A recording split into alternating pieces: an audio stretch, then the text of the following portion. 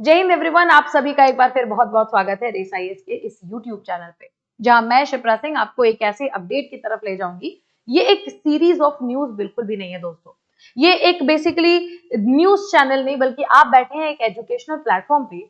तो जब इस एजुकेशनल प्लेटफॉर्म पे मैं आपको सीरीज ऑफ न्यूज दिखाऊंगी, तो इसके पीछे की एनालिसिस करेंगे और जानेंगे कि कुछ न्यूज जो हमारे सामने आज से नहीं, कल से नहीं, पिछले 1 साल से 2 साल से आ रही हैं, हम उसे कितने भारी मात्रा में निगलेक्ट कर रहे हैं, इग्नोर कर रहे हैं। लेकिन ये न्यूज आपस में को रिलेटेड है दोस्तों। अभी कल परसों में हाल फिलहाल में न्यूज आई है कि पाकिस्तान ने बिटकॉइन और क्रिप्टो करेंसी अपने यहां लीगलाइज करने का फैसला कर लिया है। अब इस एक फैसले को आप समझेंगे कि एक ये वित्तीय संबंधित फैसला है, फाइनेंशियल रिलेटेड डिसीजन है, लेकिन कहीं ना कहीं इसकी कड़ियां जुड़ी हुई हैं पाकिस्तान के एक्टिविज्म से। कौन सा activism? I am talking about terrorist activism. Pakistan जिसको पूरे विश्व ने टेररिज्म का जनक माना है और ऐसी उपाधि दी है, पाकिस्तान जहां हाईजैक हो गया, पाकिस्तान जहां इकोनॉमिक क्राइसिस हो गई, पाकिस्तान जहां पे उनके स्वयं फाइनेंस मिनिस्टर औरंगजेब साहब आते हैं और कहते हैं हमारे यहाँ तो फाइनेंस क्राइसिस चल रही है, एंड सो ऑन सो फार। तो आप सोचिए कि ऐसी कंट्री आज बात कर रही है बिटकॉइन को और क्रिप्टो करेंसी को लीगलाइज, और भारत से पहले एक रेस दिखाते हुए नजर आ रहे हैं कि हम तो भारत से पहले मॉडर्नाइज होंगे। खैर, आज का न्यूज वो भी नहीं है। आज के न्यूज में मैं आपको सीरीज ऑफ न्यूज पहले दिखाती हूँ और लास्ट में जोड़ेंगे कड़ी, एक एक कड़ी, जिसकी तरफ एक कंक्लूजन निकलेगा। आप देख रहे हैं पाकिस्तान स्पाइरिंग। स्पाइरिंग क्या होता है दोस्तों? रिंग आप सभी जानते हैं ना, एक चक्र होता है, और स्पाई आप सभी जानते हैं, स्पाई का मतलब होता है जासूस, एस्पायोनेज, जासूसीकरण या फिर जासूसी करना, है ना। तो स्पाई और एस्पायोनेज यानी एक दूसरे की कंट्री में जासूसी करना, ये एक मॉडर्न गतिविधि बिल्कुल भी नहीं है। ये हम आज से नहीं, बल्कि प्राचीन विश्व से ही इस गतिविधि को अंजाम दे रहे हैं। और आप देखते हैं हर एक बड़े बड़े एम्पायर में आपको एस्पायोनेज की प्रैक्टिस देखने के लिए मिलेंगी। लेकिन एस्पायोनेज का एक ऐसा प्रैक्टिस, आप सोचो, हमारी research and analysis wing raw है, भारत की इंटेलिजेंस एजेंसी, पाकिस्तान में आईएसआई। तो आपको बता दें कि आईएसआई जो पाकिस्तान की इंटेलिजेंस एजेंसी है, या फिर भारत की जो रॉ है, या फिर कहीं सीआईए है, कहीं आपकी वो केजीबी है, तो ये सारी इंटेलिजेंस एजेंसी का सबसे बड़ा मोटिव क्या होता है कि हमें अपने राष्ट्र के ऊपर मंडरा रहे छुपे हुए खतरे, हिडन थ्रेट्स को हमें काउंटर करना है और अपने राष्ट्र के हित में चीजों को मोड़ना है globally. This is the basically motto of intelligence agencies. लेकिन दोस्तों, पाकिस्तान की इंटेलिजेंस एजेंसी का मोटिव ये बिल्कुल भी नहीं है।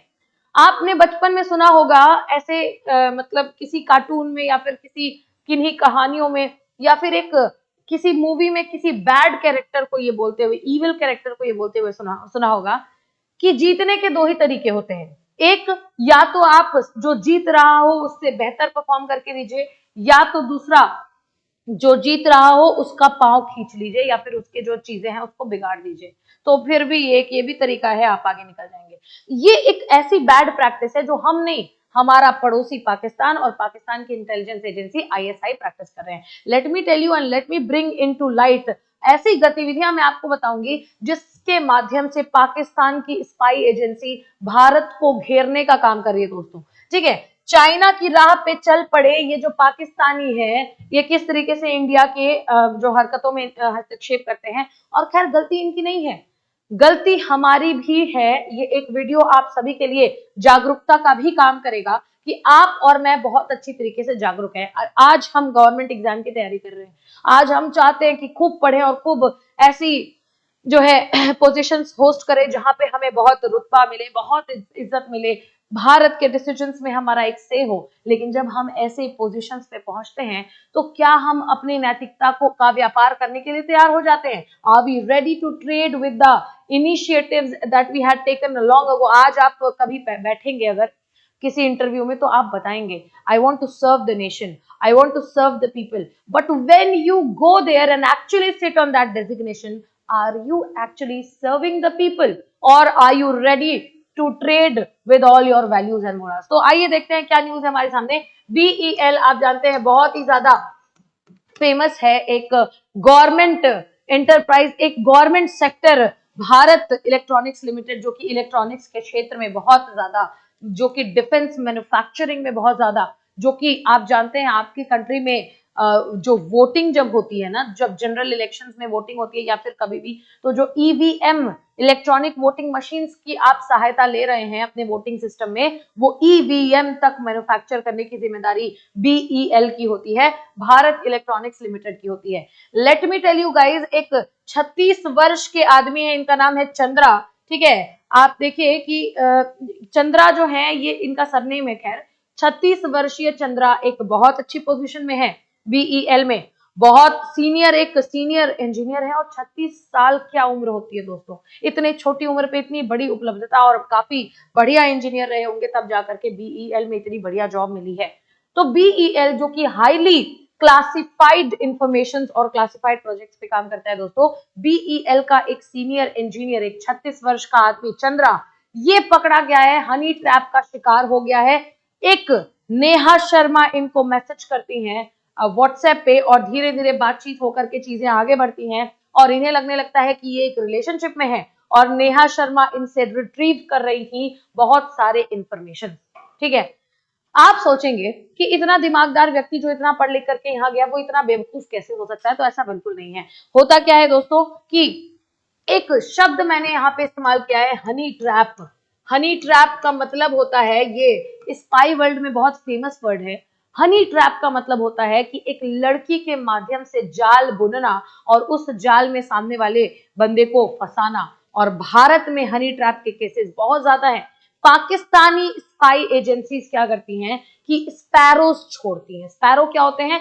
स्पैरो ये जो है लड़कियों को या फिर महिलाओं को नाम दे रहे हैं, और इन स्पैरोज का, इन महिलाओं का क्या काम होता है? ये सुंदर दिखने वाली महिलाएं एक बहुत बढ़िया अकाउंट बनाती हैं, और एक इंडियन जो है फोटो उस पे लगती है इनकी, इंडियन रूप में, और इंडियन नाम होता है, और सडनली ये आपसे मिलेंगी और आपसे बातें करना स्टार्ट करेंगी, और धीरे धीरे जैसे टाइम बनता जाएगा वैसे आपका विश्वास जीतेंगे, आपको मिलने भी बुलाएंगे, आपको अपने फेक घर वालों से भी मिलाएंगे, आपको लगेगा आप बहुत अच्छे रिलेशनशिप में और आप अपना फ्यूचर देखने लगते हो। वही जब आप मिलने मिलाने जाओगे, एक ऐसा वक्त आता है दोस्तों जब ये वीडियो कॉल्स और ये जो मीटिंग्स आपकी हो रही हैं इतनी पर्सनल लेवल पे होती हैं कि जो सामने वाला व्यक्ति है इसकी न्यूडिटी को रिकॉर्ड किया जाता है, इसके प्राइवेसी को रिकॉर्ड किया जाता है, इसके एक प्राइवेट मोमेंट को कैप्चर किया जाता है, और जैसे ही वहां से मीटिंग हो गई, वीडियो कॉल खत्म हुआ, वैसे ही दोस्तों आपके मोबाइल पे ये क्लिप आएगा, और ये क्लिप देख करके बेसिकली अच्छे से अच्छा आदमी जो है ना, वो इंफीरियोरिटी में चला जाएगा कि भाई ये मुझसे क्या हो गया। और ये एक क्लिप आपकी साल भर की मेहनत, इस पोजीशन पे आने के लिए जितनी मेहनत आपने की, ये सब बर्बाद कर देता है। And then you start trading your values, और अब आप मजबूर है कि आप हाईली क्लासिफाइड इंफॉर्मेशन शेयर भी करेंगे, क्योंकि आप हनी ट्रैप्ड हो चुके हैं, और धीरे धीरे ये जो मजबूरी थी, ये अब जो है इसमें मजा आने लगता है तब जब सामने वाली एजेंसी यही काम करने के लिए आपको लाखों में पैसे देती है, रुपए देती है। और यही ठीक यही वार्ता होती है 36 वर्षीय चंद्रा के साथ, जिन्होंने बीईएल के हाईली क्लासिफाइड इंफॉर्मेशन भी शेयर किए। आपको बता दें, न सिर्फ अपने डिपार्टमेंट और अपने प्रोजेक्ट की, बल्कि दूसरे डिपार्टमेंट, दूसरे प्रोजेक्ट की भी बहुत सारी इंफॉर्मेशन इन्होंने शेयर की है। नेहा शर्मा जो कि एक अलियास है, जो कि एक बेसिकली एक फेक पर्सनालिटी है, और एक स्पैरो है पाकिस्तान आईएसआई एजेंसी, और जो कि अब कहीं जो है वैनिश हो चुके हैं, जिनकी आइडेंटिटी अब है ही नहीं। और मैं आपको एक और बात बता दूं, ऐसे हनी ट्रैप के केसेस बहुत सारे आपको अभी गिनाऊंगी, और 90% ऑफ द केसेस में it is Neha Sharma. I mean no offence, किसी का भी नाम हो सकता है, लेकिन एक ये नेहा शर्मा नाम वाइडली यूज किया गया पाकिस्तानी आईएसआई। क्यों किया गया भाई? क्योंकि नेहा शर्मा बहुत ही जनरल सा नाम लगता है, जनरली हमारे दिमाग में आइडिया होता है, हम सभी के जीवन में कहीं ना कहीं आप किसी नेहा शर्मा से मिलते ही हो। So this is human psychology that you tend to believe that she is a real personality. And now आप देख रहे हैं आपके सामने इतना बड़ा एक सेंसिटिव इंफॉर्मेशन शेयर किया गया पाकिस्तान के ऑपरेटिव्स के साथ। यहाँ कहानी खत्म नहीं हो रही है दोस्तों, कहानी अभी चालू ही है। आप देख रहे हैं कि हस्बैंड और वाइफ डुओ के साथ भी यही हुआ। ये जो है आप देखिए 5.5 years in jail in Pakistan linked espionage case in Visakhapatnam, कि भाई एस्पायनेज के केस में विशाखापट्टनम में ये लोग भी पकड़े गए। एनआईए ने, नेशनल इन्वेस्टिगेटिंग एजेंसी ने इस चीज को इन्वेस्टिगेट किया। आपके सामने दिख रहा है एक व्यक्ति, आप देखिए गुजरात के एटीएस ने इसे अरेस्ट किया। ये साल 2024 की मैं आपको बात बता रही हूँ। इन्हें अरेस्ट किया गया पोरबंदर से। ये क्या कर रहे थे? ये इंडियन कोस्ट गार्ड्स की गतिविधियों को मैप कर रहे थे और पाकिस्तानी आईएसआई एजेंट नेहा शर्मा को बेच रहे थे।